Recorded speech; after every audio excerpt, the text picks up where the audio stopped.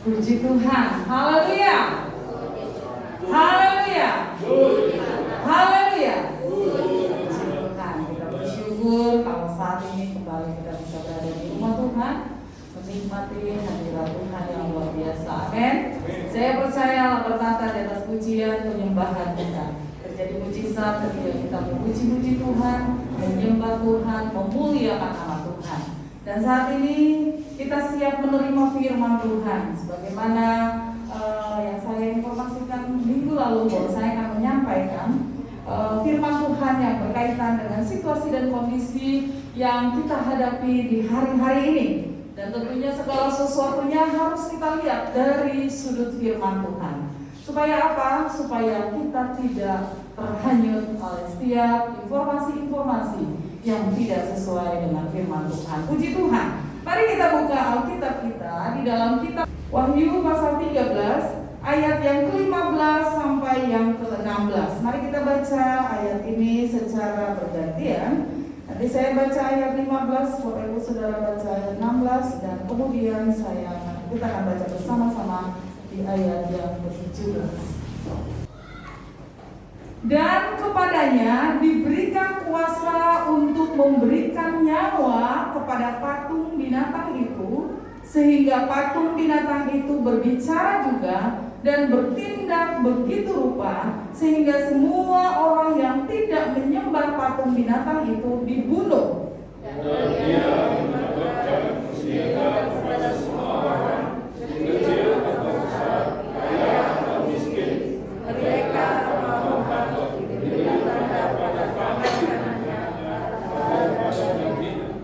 dan tidak seorang pun yang dapat membeli atau menjual selain daripada mereka yang memakai tanda itu, yaitu nama binatang itu atau bilangan namanya. Yang penting di sini ialah hikmat. Barang siapa yang bijaksana, baiklah ia menghitung bilangan binatang itu, karena bilangan itu adalah bilangan seorang manusia, dan bilangannya ialah 666. Amin. Puji Tuhan. Silakan Ibu.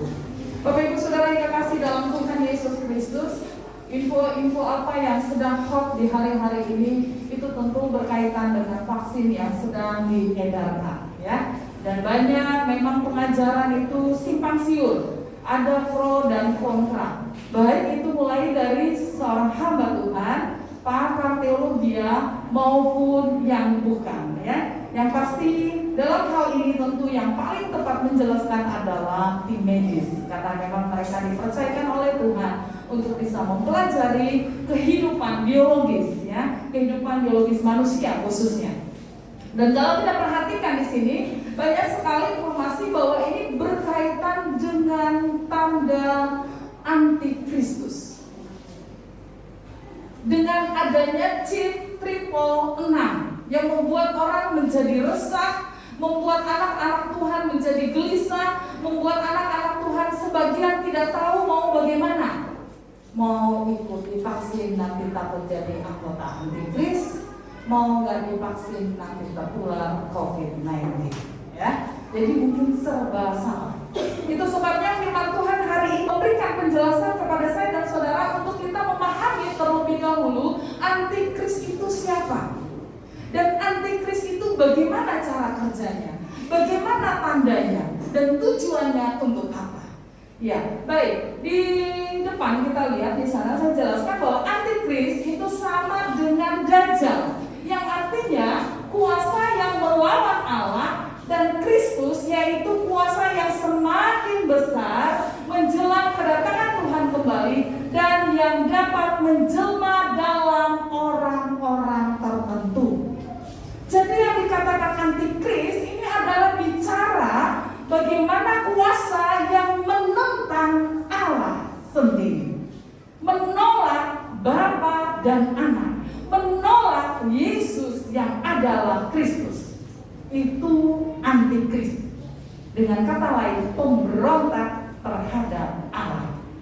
Yang motornya adalah iblis, penunggangnya adalah iblis, dan kuasa ini bisa memakai siapa saja Dan ternyata antikristus itu muncul dari tengah-tengah orang yang pernah mengenal Allah dengan baik, bahkan pernah menikmati kasih karunia Allah, hanya dia tidak bisa mempertahankan iman percayanya karena dia tidak sungguh-sungguh. Dengan kata lain, setengah-setengah. Jadi hati-hati kalau kita setengah-setengah. Jangan sampai kita percaya kepada Kristus setengah-setengah. Setengah percaya Yesus adalah Tuhan, setengah percaya kuasa kegelupan adalah kekuatan, setengah percaya kepada Yesus adalah sumber berkat, setengah dari orang-orang pintar atau hal-hal tertentu, benda-benda tertentu sebagai sarana sumber berkat. Dan itu berbahaya sekali. Ya, Bapak Ibu Saudara yang dikasihi dalam Tuhan Yesus Kristus, kalau kita baca di dalam 1 Yohanes 2 ayat yang ke-18, anak-anakku, waktu ini adalah waktu yang terakhir. Dan seperti yang telah kamu dengar, seorang antikristus akan datang. Sekarang telah bangkit banyak antikristus. Itulah tandanya bahwa waktu ini benar-benar adalah waktu yang terakhir. Bahkan kalau kita baca ayat selanjutnya, di sana dikatakan memang mereka berasal dari antara kita, tetapi mereka tidak sungguh-sungguh termasuk pada kita. Jadi saudara perhatikan itu ya, garis bawahi, orang yang tidak sungguh-sungguh termasuk pada kita. Sebab jika mereka sungguh-sungguh termasuk pada kita, niscaya mereka tetap bersama-sama dengan kita. Tetapi hal itu terjadi supaya menjadi nyata bahwa tidak semua mereka sungguh-sungguh termasuk pada kita. Dan saya berharap tidak ada jemaat Tuhan di sini yang setengah-setengah atau yang tidak sungguh-sungguh. Amin. Coba ngomong dulu kepada orang sebelah kiri dan kananmu, saya percaya kamu sungguh-sungguh mengikut Kristus. 1, 2, 3. Amin. Masih ada yang ragu? Kalau ragu sekarang juga bertobat dan terima Yesus sebagai Tuhan dan Juru Selamat secara pribadi.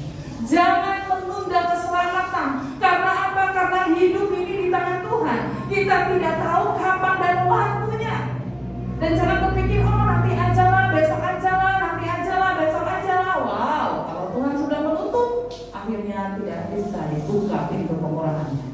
Tetapi kalau firman ini sampai kepada saya dan saudara, berarti dia memberikan kesempatan yang sangat luas untuk saya dan saudara untuk bisa percaya dengan sungguh-sungguh bahwa Yesus Kristus adalah Tuhan dan Juru Selamat kita secara pribadi. Amin. Amin. Iya, jadi antikristus itu berasal dari antara orang-orang yang dulu pernah mengenal, menerima dan menikmati kasih karunia Allah. Tetapi dia tidak sungguh-sungguh, bahkan dikatakan itu yang termasuk dengan orang yang murtad, meninggalkan Tuhan dengan sengaja. Ya, menyangkal Tuhan dengan sengaja, ya, menyangkal Bapa dan Anak. 1 Yohanes 2 ayat yang ke-22 di sana dikatakan, siapakah pendusta itu? Bukankah dia yang menyangkal bahwa Yesus adalah Kristus? Dia itu adalah antikristus, yaitu dia yang menyangkal baik Bapa maupun Anak. Ayo tanya diri sendiri, apakah saya percaya bahwa Yesus adalah Tuhan dan Juru Selamat? Tanya pada dirinya. Atau engkau masih ragu-ragu? Sekarang waktunya ambil keputusan. Saya mau terima Yesus sebagai Tuhan dan Juru Selamat saya. Amin. Dan kita jangan menyangkal. Karena dikatakan antikristus berarti menyangkal Bapa dan Anak, ya. Jadi dikatakan dia menyangkal Bapa dan Anak. Bahkan kalau kita baca di dalam 1 Yohanes 4 ayat 3. Dan setiap roh yang tidak mengakui Yesus tidak berasal dari Allah. Roh itu adalah roh antikristus, dan tentang dia telah kamu dengar bahwa ia akan datang dan sekarang ini ia sudah ada di dalam dunia. Jadi kalau kita perhatikan di sini, bagaimana dikatakan kamu Dan kalau di ayat yang ketiga tadi dikatakan di sana, dan setiap roh yang tidak mengaku Yesus tidak berasal dari Allah. Roh itu adalah roh antikristus. Jadi antikristus itu adalah orang yang tidak mau mengakui bahwa Yesus adalah Tuhan. Ya, dan itu sangat berbahaya sekali, ya. Jadi itu sangat berbahaya sekali dan dikatakan itu adalah penyesat, ya. Jadi itu adalah penyesat. Nah, itu sebabnya jangan sampai kita tersesat oleh pengajaran-pengajaran yang syarat di muka bumi ini. Kita harus mempunyai iman, saya percaya sekali Yesus tetap Yesus. Amin. Kita punya moto, ya, GPDI punya moto, kami adalah GPDI, GPDI adalah kami, ya. Sekali GPDI adalah GPDI dan sekali Yesus tetap Yesus. Kita tidak mau meninggalkan Yesus dengan alasan apapun juga. Apalagi anak-anak muda harus mempunyai prinsip iman dalam hidupmu. Jangan karena pekerjaan engkau sampai tinggalkan Yesus. Jangan karena jodoh pacar engkau tinggalkan Yesus. Jangan karena harta engkau tinggalkan Yesus. Jangan. Tetaplah di dalam Yesus. Karena kehidupan kekal itu ada di dalam Yesus. Amin. Ya, puji Tuhan. Jadi Bapak Ibu Saudara, kalau kita kembali ke ayat mas kita tadi, apa sih lambangnya dikatakan di sana di ayat yang ke-16, Wahyu pasal 13 ayat yang ke-18 maksud saya. Yang penting di sini ialah hikmat. Barang siapa yang bijaksana, baiklah ia menghitung bilangan binatang itu, karena bilangan itu adalah bilangan seorang manusia dan bilangannya ialah 666. Jadi triple 6 menunjuk lambang daripada antikristus. Kalau kita perhatikan vaksin yang sedang diedarkan, ya, yaitu tidak ada lambang triple 6 di sana, ya. Tidak ada lambang antikristus. Nanti kita lihat kriterianya. Sekarang kita melihat mengenai pengertian daripada vaksin itu sendiri, ya. Vaksin sama dengan zat yang sengaja dibuat untuk merangsang pembentukan kekebalan tubuh dari penyakit tertentu sehingga bisa mencegah terjangkit oleh virus tertentu. Dalam hal ini juga bicara tentang COVID-19, ya.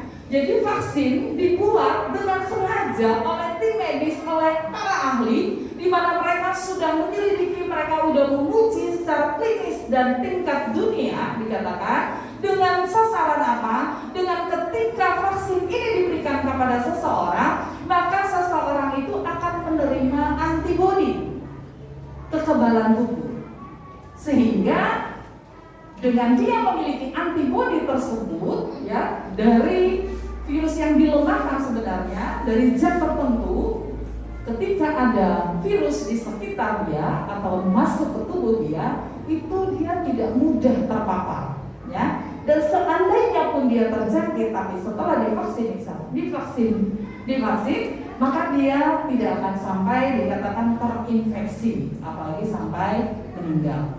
Jadi ini adalah salah satu sarana untuk mengurangi tingkat penyebaran virus COVID-19 yang sekaligus juga untuk menahan, mengurangi jumlah terinfeksi bahkan terjadi kematian. Kalau kita lihat informasi yang ada kan jumlah semakin banyak, situasi dan kondisi semakin parah begitu. Dan kami bersyukur sempat mengalaminya. Tapi di sini kami melihat bahwa virus itu tidak sempat menyebar sampai ke paru-paru kami. Kalau seandainya dia sempat menyebar ke paru-paru, ya nggak tertolong. Makanya kalau kena itu jangan sampai menahan diri. Memang itu kita berperang dengan ego. Egonya apa? Malu, ya. Perasaan malu, perasaan takut, perasaan malu. Takut nanti kalau saya periksa dikira saya kena COVID. Kemudian malu kalau sampai orang bilang saya kena COVID. Tapi satu kelebihannya kalau sudah lewat, dia sudah sembuh, dia sudah sehat, justru dia mempunyai plasma yang sangat baik, bisa menolong orang yang sedang mengalami virus corona. Jadi kalau seperti kami doa positif, ya, kecuali ada penyakit bawaan, kami tidak ada penyakit bawaan. Jadi plasmanya ini sangat baik sekali untuk membantu orang lain.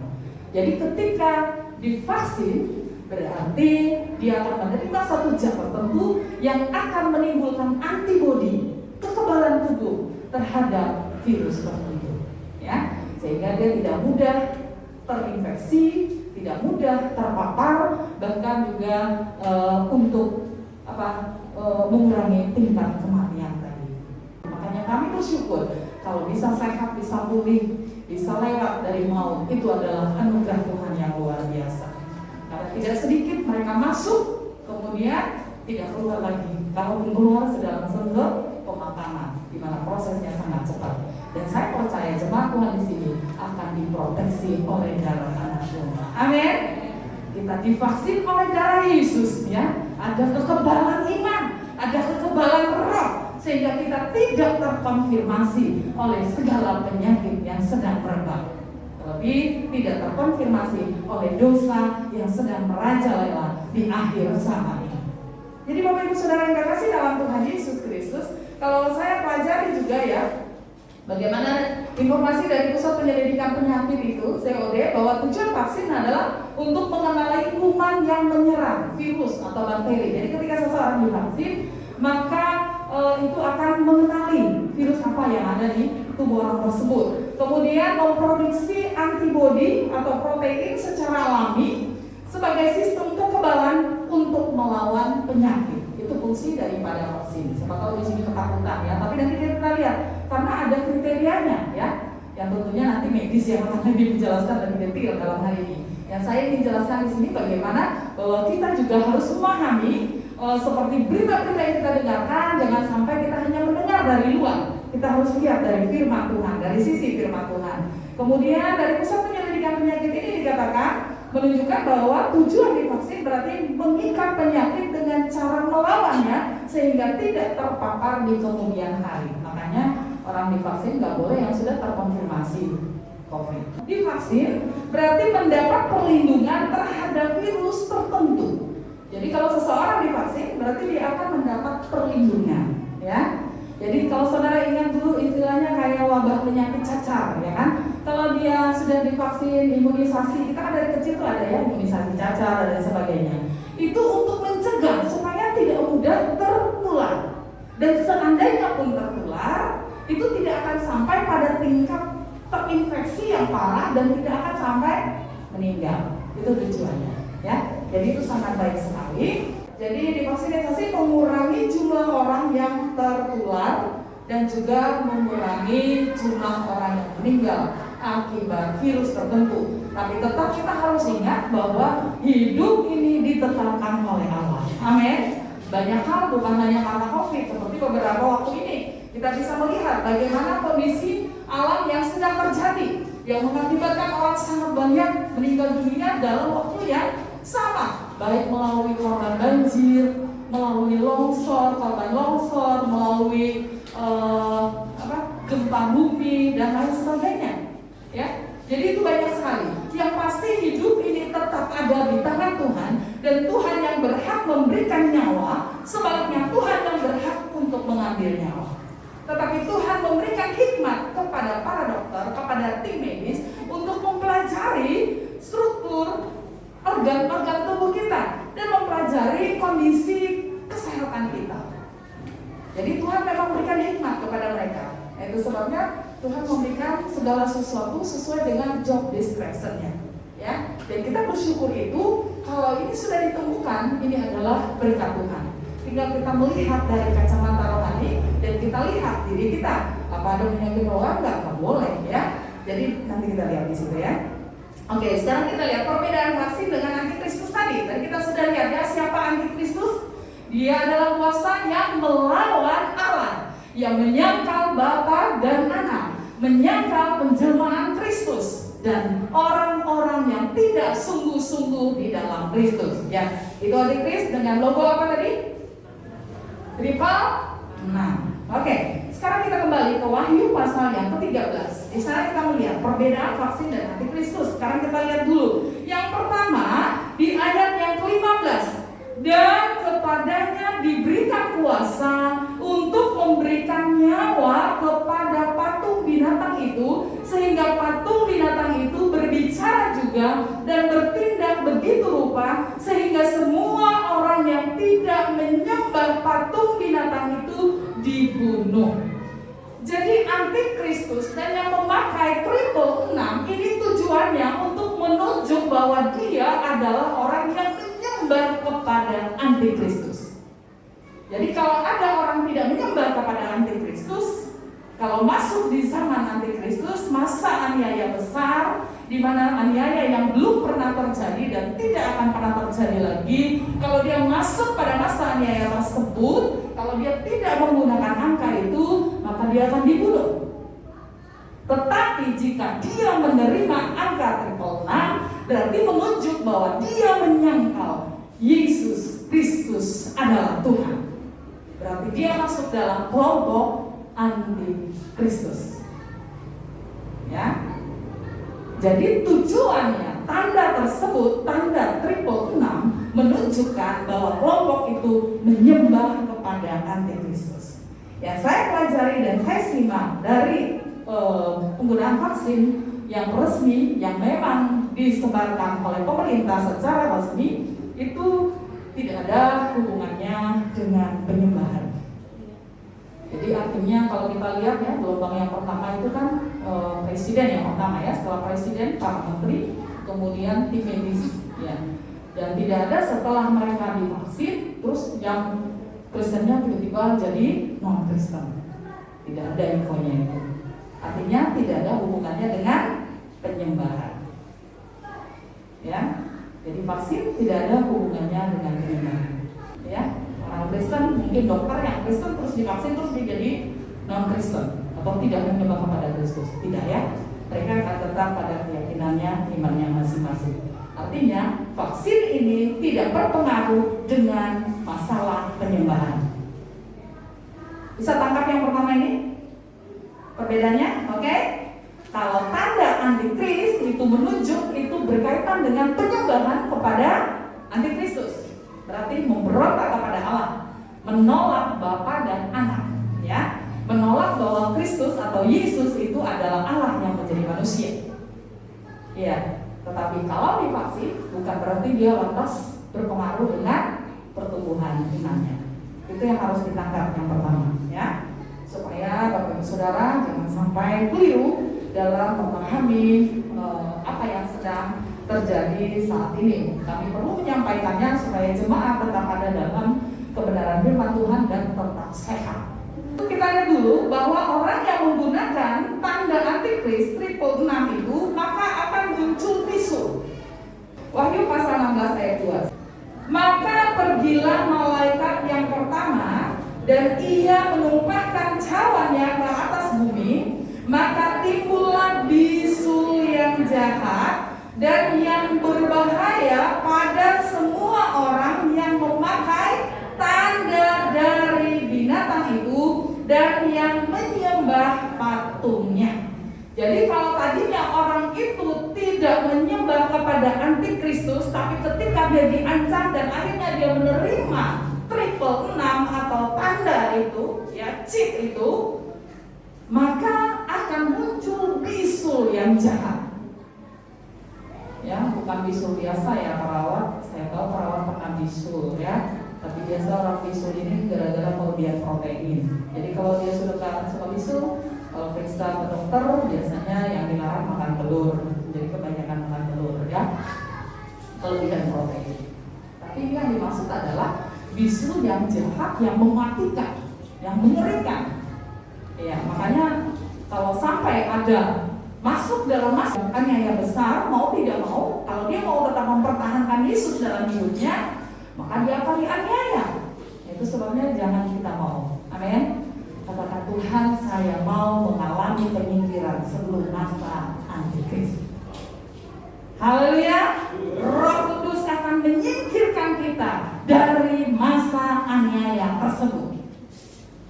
Makanya sekarang yang harus ditingkatkan adalah iman percaya kita, dan kita minta Roh Kudus memenuhi seluruh hidup kita, sehingga kita bisa memilah, memilih, memutuskan mana yang sesuai dengan kehendak Tuhan dan mana yang tidak sesuai dengan kehendak Tuhan. Kemudian yang kedua, atau perbedaan yang kedua, kembali di Wahyu pasal yang ke-13 tadi, ayat yang ke-16, di sana dikatakan, Dan ia menyebabkan sehingga kepada semua orang, kecil atau besar, kaya atau miskin, merdeka atau hamba, diberi tanda pada tangan kanannya atau pada dahinya. Yang kedua yang kita lihat di sini bahwa tanda antikristus atau triple 6 itu ditaruh chipnya di tangan kanan, ya, di tangan kanan. Jadi ini sudah ketetapan, atau di kening, di dahi. Posisinya tidak bisa berubah. Jadi kalau tanda triple 6 atau tanda antikristus itu akan dipasang di tangan kanan dan di kening atau di kening, salah satu. Tinggal pilih. Sekarang untuk cek suhu tubuh itu sama ya. Sekarang pakai tangan atau pakai kening. Tapi kalau di vaksin yang kita perhatikan itu di sebelah tangan, betul? Kiri ya. Saya udah lihat nih semuanya, baik presiden, para menteri yang divaksin, kemudian tim medis yang divaksin, yang kita lihat di video itu bersemuanya di tangan kiri. Berarti kan ini aja sudah tidak sama dengan tanda antikris. Karena tanda antikris sudah ditetapkan oleh firman Tuhan, itu ditaruh di tangan kanan atau di kening. Ada divaksin di kening, Fitri? Karena Fitri ini dia kerja di rumah sakit Pondelum ya, rumah sakit Pondelum ya. Jadi hari-hari dia tahu lah di sana ya. Ada nggak divaksin di kening? Ada ya, oke. Deal ini ya. Jadi yang kedua, kriteria yang kedua, vaksin itu tidak di tangan kanan ya, dan tidak di kening. Tetapi saya perhatikan tuh di sebelah kiri. Betul ya Putri ya? Saya lihat di sebelah kiri. Kalau mungkin sebelah tangan kanan, mungkin karena tangannya sebelah nggak ada atau karena apa gitu ya. Jadi yang pasti tidak wajib di tangan kanan dan di kening. Kalau antikristus, tanda triple 6 wajib, tidak bisa diganggu-gugat. Wajib di tangan kanan dan atau di kening. Ya, itu perbedaannya. Kemudian di Wahyu 13 tadi ayat 16 di sana dikatakan, dan ia menyebabkan sehingga kepada semua orang, kecil atau besar, kaya atau miskin, merdeka atau hamba, diberi tanda pada tangan kanannya atau pada dahinya. Yang ketiga yang kita lihat di sini bahwa kalau vaksin itu tidak diberikan kepada semua tingkat usia.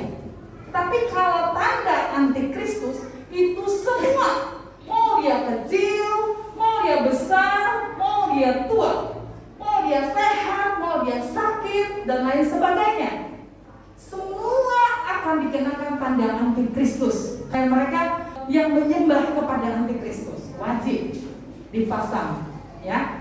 Nah, kalau vaksin ini yang saya pelajari itu terbatas. Tidak semua orang boleh. Yang pertama, anak-anak tidak boleh divaksin. Vaksin COVID-19 tidak boleh. Saya lihat usia di situ 16 atau 18 atas begitu ya. Yang kedua, orang yang sudah lanjut usia tidak boleh divaksin. Tapi kalau tanda antikristus wajib dia dikenakan, ya, karena sebagai tanda bahwa dia menyembah antikristus. Karena kalau tidak dia akan dibunuh. Gitu. Kemudian kriteria yang ketiga, kalau antikristus itu, tanda antikristus itu semua dikenakan baik untuk orang sehat maupun sakit. Tapi kalau vaksin, orang sakit tidak boleh. Yang sudah terkonfirmasi COVID-19 tidak boleh divaksin. Dan yang dia punya penyakit bawaan, diabetes, jantung, hipertensi dan lain sebagainya tidak boleh divaksin karena itu sangat berbahaya sekali. Jadi yang benar-benar sehat. Jadi kalau saudara tanya, saya ini kira-kira boleh divaksin nggak? Silakan saudara berkonsultasi dengan dokter karena mereka yang akan memeriksa. Mereka yang akan lihat tensi darah kita, tekanan darah kita, tekanan nadi kita, jantung kita, ya, suhu tubuh kita. Jadi itu mereka akan lihat.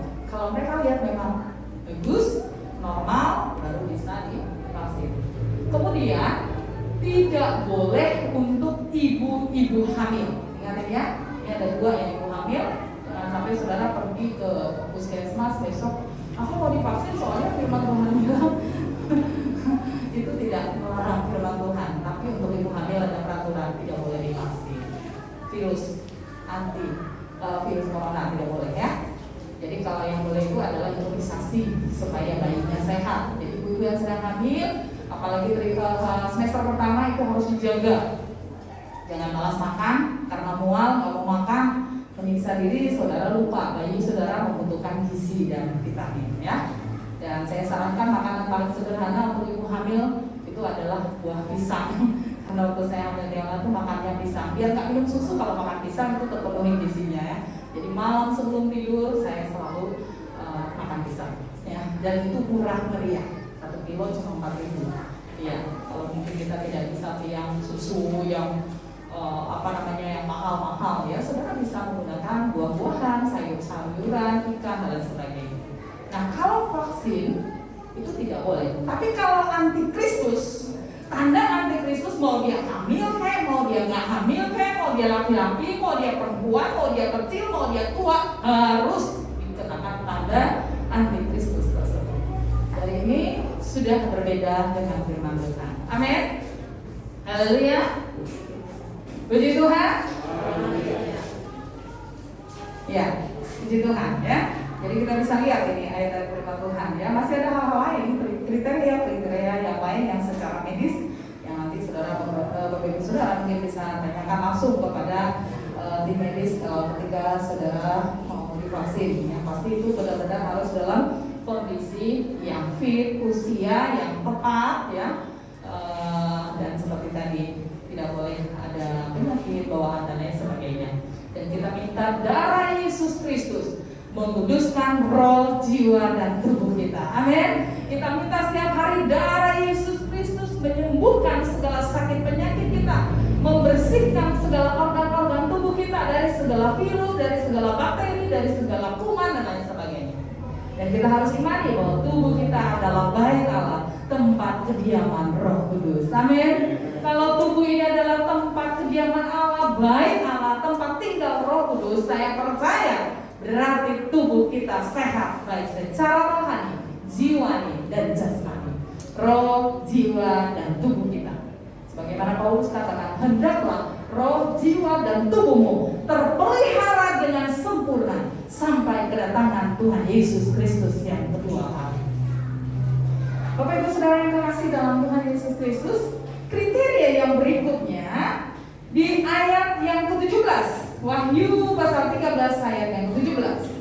Dan tidak seorang pun yang dapat membeli atau menjual selain daripada mereka yang memakai tanda itu, yaitu nama binatang itu atau bilangan namanya.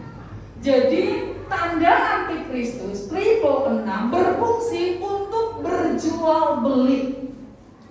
Jadi tujuannya untuk menjual dan untuk membeli. Makanya kalau sampai masuk masa aniaya besar, kalau dia tidak mempunyai tanda antikris, dia nggak bisa jual apa-apa dan dia tidak bisa beli apa-apa. Jadi disitulah dia diuji imannya. Apakah dia mau tetap mempertahankan imannya, percaya kepada Yesus Kristus sebagai Tuhan dan Juru Selamat atau tidak? Makanya mereka akhirnya merelakan untuk dikasih tanda antikris 666 untuk mereka bisa bertahan hidup. Tetapi ingat, akibatnya karena dia menyangkal Kristus sebagai Tuhan dan Juru Selamat, ada yang pertama akan muncul bisul yang sangat jahat, dan selebihnya kebinasaan sampai selama-lamanya. Makanya kita minta perlindungan darah anak domba sehingga kita mengalami penyingkiran, kita tidak mengalami masa aniaya besar tersebut. Amin. Roh Kudus menolong kita. Ada Immanuel, ada Allah yang beserta dengan kita. Jadi kalau kita lihat vaksin ini tidak ada hubungannya dengan jual beli. Gak mungkin misalnya ibu menur divaksin tiba-tiba baru ibu menur bisa jual beli. Kamu udah divaksin atau belum? Kalau kamu nggak divaksin nggak bisa beli ini loh. Nggak ada kan? Betul? Atau ditanya, kamu udah divaksin belum? Belum. Oh berarti kamu nggak bisa jual ini. Nggak ada hubungannya. Betul? Jadi itu adalah kriterianya ya. Jadi kita lihat sesuai dengan firman Tuhan. Karena memang banyak sekali pengajaran sekarang. Pokoknya sampai dicegah. Dan kalau ini tidak tidak disampaikan di gereja itu membahayakan kesehatan jemaat. Dan kami rindu jemaat di sini semua dalam kondisi yang sehat. Amin. Kondisi yang sehat dan luar biasa. Kami percaya tidak kebetulan kami bisa mengalami hal tersebut supaya kami bisa bersaksi. Dan kalau saya lihat ada yang share kesaksian kami, itu kesaksian bukan kami sengaja sebenarnya, karena memang bertepatan ada kegiatan prayer morning yang dipimpin oleh MP ya, Majelis Pusat, yang kemudian mereka hubungin kami, minta tolong kalian buat kesaksian singkat 5 menit, dia bilang gitu, buat dalam bentuk video. Jadi kalau MP ini tidak minta kami kesaksian, kami gak ada berpikir mau buat kesaksian. Dan ternyata ada yang share di grup gembala, puji Tuhan. Kemudian ada beberapa juga saya lihat mereka, terima kasih buat kesaksiannya, kami sangat diberkati. Kami menyaksikan apa yang kami alami, sehingga tidak apa kata orang, ya. Dan memang benar-benar itu terjadi. Dan benar-benar terjadi. Ingat kembali lagi, masalah hidup kita itu tetap Tuhan yang tetapkan. Dia yang berhak memberi nafas, dia yang berhak mengambil nafas. Banyak cara buktinya orang, ada yang nggak kena virus dia mati, atau sebaliknya ada yang kena virus tetap aja dia hidup, ya. Tetapi ini masalah vaksin adalah mencegah, ya, mencegah, ya, untuk tidak mudah tertular. Dan kalaupun tertular, karena ada antibodi tadi, ada kekebalan tadi yang dari zat yang dimasukkan ke tubuh kita, sehingga ketika mungkin virus itu datang, itu tidak membuat kita sampai terinfeksi. Itu tujuannya, ya. Jadi kalau kita perhatikan di sini, betapa pentingnya kita mempelajari, menilai segala sesuatu dari sisi firman Tuhan. Dan yang kami rindu agar jemaat Tuhan tetap tenang, ya. Karena memang ini adalah tanda-tanda akhir zaman. Lukas pasal 21 ayat 9 sampai 11. Dan apabila kamu mendengar tentang peperangan dan pemberontakan, janganlah kamu terkejut, sebab semuanya itu harus terjadi dahulu, tetapi itu tidak berarti kesudahannya akan datang segera.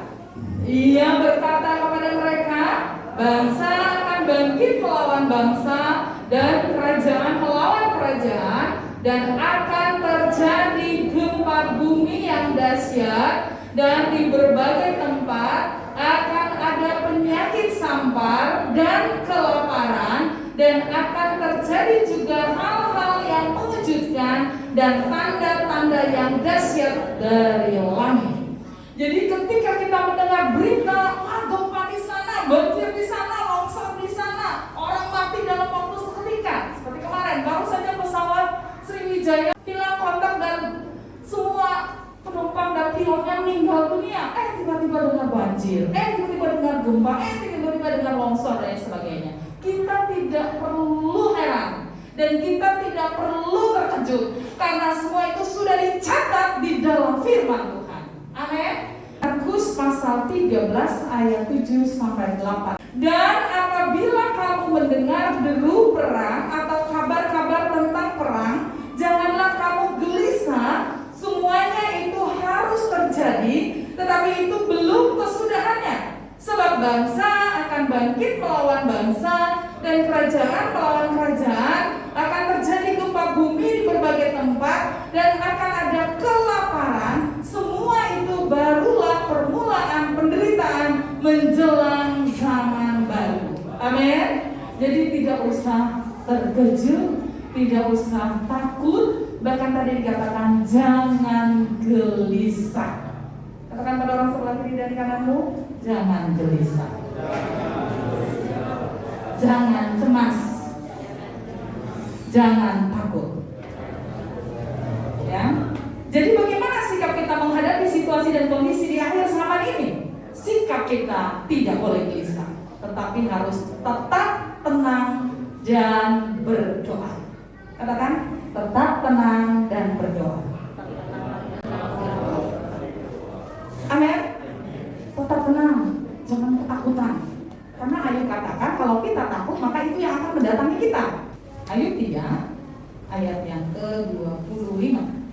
Karena yang kutakutkan itulah yang menimpa aku, dan yang kucemaskan itulah yang mendatangi aku. Siapa yang berkata ini? Ayub. Jadi maksud dia, apa yang ditakutkan justru kena. Apa yang dicemaskan malah jadi. Berarti kita tidak boleh takut. Amin. Katakan pada diri sendiri, saya tidak perlu takut. Saya tidak perlu khawatir. Saya tidak perlu cemas. Karena saya percaya ada Immanuel, Tuhan beserta saya. Amin. Tanpa kita sadari, ketika kita mengadakan perjalanan, ketika kita mengadakan kegiatan, ada malaikat Tuhan berpasukan mengelilingi kita. Amin. Sehingga ketika kita tersentuh dengan benda-benda tertentu atau tersentuh dengan orang lain, Tuhan proteksi kita dengan darah anak Tuhan. Itu indahnya ada di dalam Tuhan. Amin. Karena ada Yesus dalam hidup kita.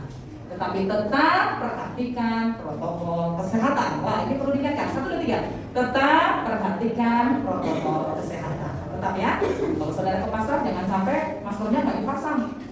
Harus pakai masker ya. Karena memang itu salah satu untuk mencegah. Ya, salah satu untuk mencegah. Sampai di rumah jangan langsung masuk kamar. Tapi harus dilakukan apa? Ya, saudara harus cuci tangan, kaki kalau perlu mandi, ya. Kemudian pakaian-pakaian langsung direndam dengan deterjen. Ini sudah mulai membudaya. Berapa waktu yang lalu nggak biasa seperti itu. Kita dari luar dari mana pokoknya cuek aja sampai kamar terus tidur saja. Tapi sekarang setelah kita melihat kondisi, kita sudah mulai memperhatikan ada hal-hal yang harus kita perhatikan, ya. Jadi kita harus menjaga juga protokol kesehatan, ya. Tetap kita lakukan itu. Jadi baik secara rohani, jangan nggak apa-apa lakukan diri saya, nggak apa cuek aja di orang banyak terus lepas masker. Sedangkan kami kemarin ketika kami terpapar itu kami sebenarnya menggunakan protokol kesehatan dengan baik. Tapi ketika makan prasmanan mau tidak mau muka masker harus dibuka. Jadi dengan situasi dan kondisi saat ini yang harus kita lakukan apa? Baca bersama. 1. Tetap tenang dan berdoa. 1 Petrus 4 ayat 7. 1, 3. Kesudahan segala sesuatu sudah dekat. Karena itu kuasailah dirimu dan jadilah tenang supaya kamu dapat berdoa. Jadi kalau orang gelisah, orang cemas, orang khawatir, tidak tenang, nggak akan bisa berdoa. Karena dia gelisah. Makanya perlu yang pertama kita harus tenang. Amin. Nah sekarang gimana caranya supaya kita tenang sementara situasi dan kondisi begitu ribut, begitu galau, begitu payah? Firman Tuhan katakan dalam Mazmur pasal 62 ayat 2. Hanya dekat Allah saja aku tenang. Daripadanya lah keselamatanku. Jadi kita dekat dengan Allah ketika kita menyembah Tuhan, ketika kita memuji Tuhan, ketika kita dengar firman Tuhan, itu akan membuat hati kita tenang. Dan saya berharap setelah kita dengar firman Tuhan, kita tidak takut lagi, kita nggak bingung, gimana ini mau divaksin apa enggak ya? Tapi yang pasti tetap lihat ikuti kondisi kesehatan kita masing-masing. Ya, karena setelah gelombang pertama kemarin, Presiden dan tim medis semuanya, maka gelombang kedua adalah untuk pelayan publik. Jadi mungkin yang di kantor, ya pendeta dan lain sebagainya. Setelah itu gelombang ketiga untuk masyarakat umum, ya. Jadi ketika itu memang sudah disampaikan, tinggal kita lihat kondisi tubuh kita dan dokter akan periksa layak atau tidak layak untuk divaksin. Yang pasti jangan sampai sengaja, saya nggak mau, pokoknya saya nggak mau, ya. Kalau saudara sudah dibilang, bapak tidak usah divaksin, ya udah nggak apa-apa. Yang penting kan saudara sudah diperiksa, ya. Jadi bicara apa adanya dan pasti ada lewat pemeriksaan medis, ya. Dan dikatakan kita harus tetap tenang dan berdoa. Apabila kita tidak tenang, kita bisa berbicara kepada jiwa kita, ya. Di dalam Mazmur itu dikatakan, hai jiwaku tetaplah tenang. Mazmur pasal 116 ayat yang ke-7. Kembalilah tenang, hai jiwaku, sebab Tuhan telah berbuat baik kepadamu. Perhatikan saudara, ya. Jadi kita bisa berbicara kepada jiwa kita. Jiwa itu apa sih? Pikiran, perasaan, dan kehendak kita. Ya, jadi pusat daripada pikiran, perasaan, dan kehendak kita adalah jiwa kita. Kita bisa bicara. Ya, dikatakan kembalilah tenang, hai jiwaku. Jadi ketika kita gelisah, ketika kita takut, ketika kita cemas mendengar ini, berita ini, saja kita nggak berani mau ngapa-ngapain. Kita harus katakan tetap tenang, hai jiwaku. Ya, amin. Kenapa? Sebab Tuhan telah berbuat baik. Kalau Tuhan sudah tolong kita di waktu yang lalu, Tuhan juga tolong kita saat ini, dan Tuhan pasti tolong kita di masa yang akan datang. Amin. Kalau Tuhan sudah tolong usia kita waktu yang sudah kita lewati, Tuhan juga pasti tolong dan berkati kita untuk usia yang selanjutnya. Sampai kapan Tuhan mengizinkan kita berada di muka bumi ini. Saya kurang setuju kalau saudara ketika ulang tahun, saudara bersyukur, tapi saudara sedih. Tidak boleh. Yang namanya bersyukur, 100% harus bersyukur. Amin. Kalau Tuhan tambah usia kita berulang tahun, jangan sedih. Salah itu, terbalik. Saudara harus bersyukur. Kita harus bersyukur karena nafas usia itu adalah berkat kehidupan dari Tuhan. Amin. Gak usah hitung-hitung umur. Firman Tuhan katakan dalam pengkhotbah, orang benar tidak akan menghitung-hitung usianya. Ini udah berapa nih? 3 sekian. Emangnya dia Tuhan? Enggak, saudara. Kalau saudara sedang bersyukur, bersyukurlah dengan tulus hati. Amin. Bersyukurlah dengan sepenuh hati, dengan segenap hati, tanpa ada hal-hal yang membuat hati kita kecewa, hati kita takut, hati kita cemas. Tidak perlu. Pokoknya saya bersyukur, terima kasih Tuhan, Engkau baik, Engkau memberkatiku, Engkau memberikanku usia saat ini. Dan aku percaya kalau Tuhan sudah memberkatiku sampai saat ini, Engkau juga akan memberkatiku untuk seterusnya dan selama-lamanya. Amin. Haleluya. Dirubah ya, mindset yang negatif dirubah, tetapi bersyukur atas segala kebaikan Tuhan. Karena kalau di sini saya dikatakan, kembalilah tenang hai jiwaku, sebab Tuhan telah berbuat baik kepadamu. Amin. Bapak Ibu Saudara yang kekasih dalam Tuhan Yesus Kristus. Tadi katakan di dalam Petrus di situ ya, kuasailah dirimu dan jadilah tenang supaya kamu bisa berdoa. Karena apa? Kata memang doa inilah adalah jawaban. Jadi kalaupun saudara nanti misalnya ada vaksin secara bersamaan dari kantor misalnya, saudara berdoa, minta hikmat dari Tuhan. Sehingga ketika itu diadakan, saudara tenang, saudara sehat, dan menimbulkan antibodi, kekebalan tubuh yang lebih baik. Amin. Kalau masyarakat nanti mungkin ada waktu seluruh kelurahan ini wajib divaksin, ya, saudara tenang, saudara sukacita, tetap makan makanan yang sehat ya. Jadi sikap kita menghadapi akhir zaman ini harus tetap tenang dan harus tetap berdoa. Karena doa orang benar bila dengan yakin didoakan sangat besar kuasanya. Firman Tuhan katakan, berserulah kepadaku, maka aku akan menjawab engkau. Aku akan memberitakan hal-hal yang besar, hal-hal yang tidak engkau ketahui. Selagi kita bisa berdoa, pasti ada pertolongan Tuhan. Seberat apapun masalah yang kau hadapi, tapi ketika kau libatkan hidupmu dalam Tuhan melalui doa, percayalah pasti ada jalan keluar. Amin. Karena dikatakan dia hanya sejauh doa. Jadi doa itu sangat penting. Peranan doa itu sangat penting. Minggu lalu saya khotbah di Trans, saya katakan, kalau selama ini doanya permintaan terus, permohonan terus, sekarang berubah, jangan lagi permintaan dan permohonan, tapi ucapan syukur. Imani apa yang sudah didoakan. Waktu yang lewat, sekarang Tuhan sudah jawab. Amin. Sedang proses sehingga itu menjadi satu realita. Dan sikap yang kedua yang terakhir dikatakan, bagaimana dalam kita menghadapi situasi dan kondisi di akhir zaman ini. Selain kita harus tenang, kita harus berdoa, dikatakan kita harus tunduk dan taat pada pemerintah. Mari, ya, poin yang kedua, tunduk dan taat pada pemerintah. Titus pasal 3 ayat 1. Ingatkanlah mereka supaya mereka tunduk pada pemerintah dan orang-orang yang berkuasa, taat dan siap untuk melakukan setiap pekerjaan baik.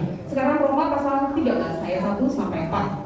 Tiap-tiap orang harus takluk kepada pemerintah yang di atasnya, sebab tidak ada pemerintah yang tidak berasal dari Allah, dan pemerintah-pemerintah yang ada ditetapkan oleh Allah. Ya.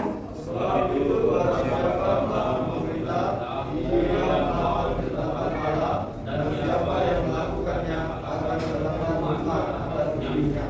Sebab jika seorang berbuat baik, ia tidak usah takut kepada pemerintah, hanya jika ia berbuat jahat. Maukah kamu hidup tanpa takut terhadap pemerintah? Berbuatlah apa yang baik, dan kamu akan beroleh ujian daripadanya. Sama-sama. Karena pemerintah adalah hamba Allah untuk kebaikanmu.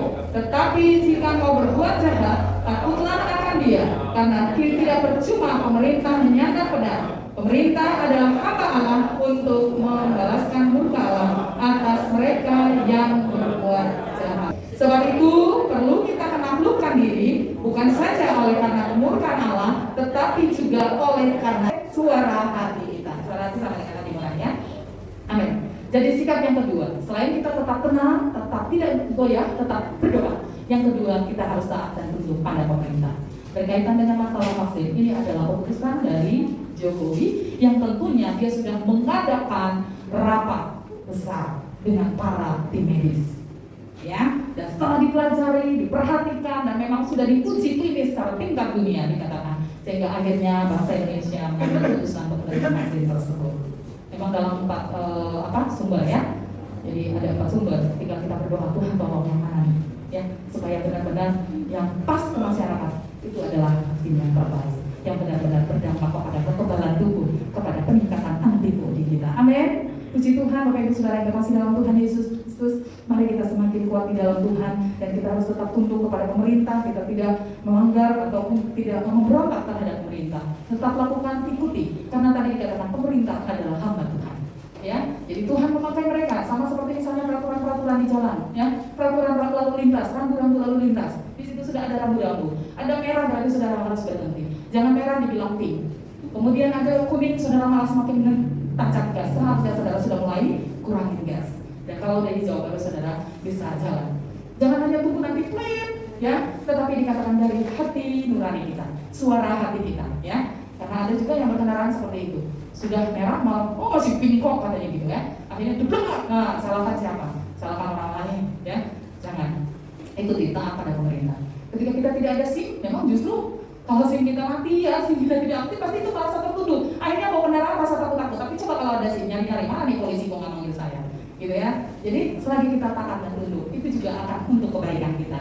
Jadi ayatnya Bapak Ibu Saudara, kita baca bersama bagi berdiri. Filipi pasal 4 ayat yang ke-7 sampai yang ke-8. Damai sejahtera Allah yang melampaui segala akal akan memelihara hati dan pikiranmu dalam Kristus Yesus. Jadi akhirnya saudara-saudara, semua yang benar, semua yang mulia, semua yang adil, semua yang suci, semua yang manis, semua yang sedap didengar, semua yang disebut kebajikan dan patut dipuji, pikirkanlah semuanya itu. Amin. Puji Tuhan, Tuhan Yesus memberkati kita. Mari kita menyembah Tuhan. Kita mau bersyukur. Segala sesuatu pikiran yang tidak sesuai firman Tuhan, sekarang kita minta Roh Kudus menguasai hati dan pikiran kita. Dan saya percaya Tuhan akan mengubah hati kita. Dia sanggup mengubah hati kita. Dia sanggup mengubah pemikiran kita yang lama yang bertentangan dengan firman Tuhan. Tuhan luruskan kembali. Haleluya, haleluya, haleluya. Jangan sekarang berjagalah, lihat dunia bergelora.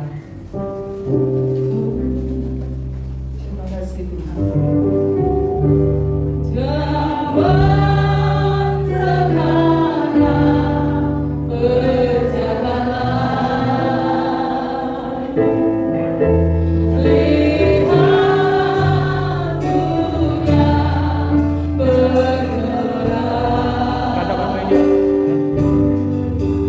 Kedengaran sini sana banyak kabar bergempar, berlindunglah dalam sabda zaman sekarang. Zaman sekarang berjagalah.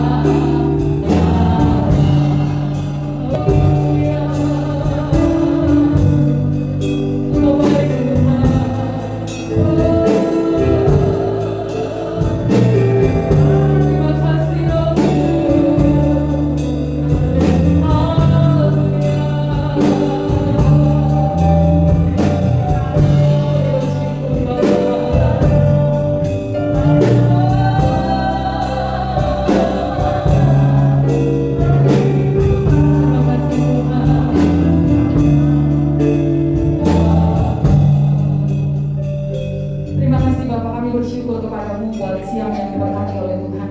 Kami sudah menerima firman-Mu. Hamba-Mu terbatas menyampaikan firman Tuhan, berdiri menyampaikan firman, tapi firman-Mu akan terus hidup dalam diri kami.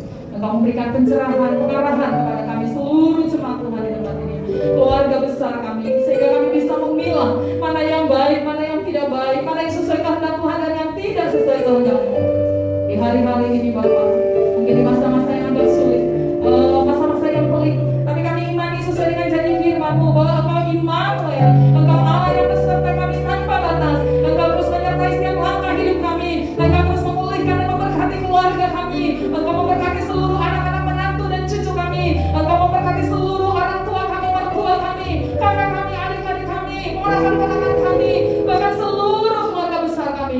Bahkan secara khusus jemaat Tuhan di tempat ini, seluruh hamba Tuhan yang mendukung pelayanan Tuhan di tempat ini, seluruh majelis semangat para pelayan mimbar yang setia dan aktif melayani Tuhan, bahkan seluruh warga jemaat Tuhan, baik yang simpatisan, Tuhan juga memberkati, tambahkan iman percaya dan pengenalan akan Tuhan, sehingga melalui firman Tuhan menambahkan tingkat iman kita semakin kuat di dalam Tuhan. meningkatkan imun roh kami di dalam Engkau. Dan ketika kami pulang, kami tidak takut karena Allah beserta dengan kami. Biarlah berkat Tuhan terus mengalir atas setiap rumah-rumah jemaat Tuhan. Berkat Abraham, Ishak dan Yakub mengalir atas setiap usaha mata pencaharian seluruh jemaat Tuhan. Memberkati setiap pendidikan anak-anak Tuhan di tempat ini. Memberkati segala sesuatu yang dikerjakan, bahwa berhasil dan beruntung. Lebih iman dan kesetiaan di dalam Tuhan yang semakin bertambah-tambah di dalam Engkau. Terima kasih buat firman Tuhan, buat kesehatan yang Kau berikan bagi kami. Kami juga rindu agar masa aniaya besar terjadi, kami sudah disingkirkan oleh Tuhan. Kami dilindungi dan dilawan oleh Tuhan. Kalaupun kami masih berada di muka bumi ini, Engkau memproteksi kami dengan darah anak domba. Engkau melindungi kami semuanya, sehingga tidak ada satupun yang binasa, tidak ada satupun yang meninggalkan Tuhan. Dan bagi jemaat Tuhan, keluarga kami yang masih belum menerima Engkau, Tuhan jamah hati dan pemikiran yang ketuk hatinya. Berikan dia keberanian untuk mengambil keputusan, untuk menerima dan mengakui Engkau adalah Tuhan dan Juru Selamat secara pribadi. Sehingga waktu anugerah yang Tuhan berikan, pintu kemurahan Tuhan yang terbuka, itu boleh kami alami dan nikmati. Terima kasih Bapak, kami bersyukur. Berkati terus hamba-Mu dalam pemberitaan firman Tuhan, dalam pelayanan. Berkati terus keluarga dan pelayanan. Nama Tuhan dipuji dan dipermuliakan, bahkan terlebih kesehatan. Kami bersyukur atas kesehatan pemulihan yang luar biasa, anugerah Tuhan yang luar biasa. Kami juga memberkati seluruh keluarga besar kami dan jemaat Tuhan yang ada di tempat ini. Saatnya kami akan memberikan korban syukur kami, persembahan kami. Tuhan kuduskan setiap mata uang yang akan diberikan ke Tuhan. Membawa sumber segala berkat itu. Engkau memberkati setiap mata usaha pencarian sedang jemaat Tuhan. Bahkan juga Tuhan berkati yang mengembalikan persepuluhan. Tuhan buka tingkap-tingkap langit, mencurahkan berkat-Mu sesuai dengan janji firman-Mu, bahwa Kau sendiri akan menghardik bilalang pelahap dan bilalang pengering, menjauhkan jemaat Tuhan dari segala kerugian dan kebangkrutan di dalam nama Yesus. Tapi semua dalam keberkatan dan kelimpahan. Yang mengambil bagian dalam pembangunan, Tuhan juga memberkati sesuai dengan janji firman-Mu. Terima kasih Tuhan. Kami terima berkat Tuhan yang luar biasa. Kami perhalaskan doa dan seruan ini hanya di dalam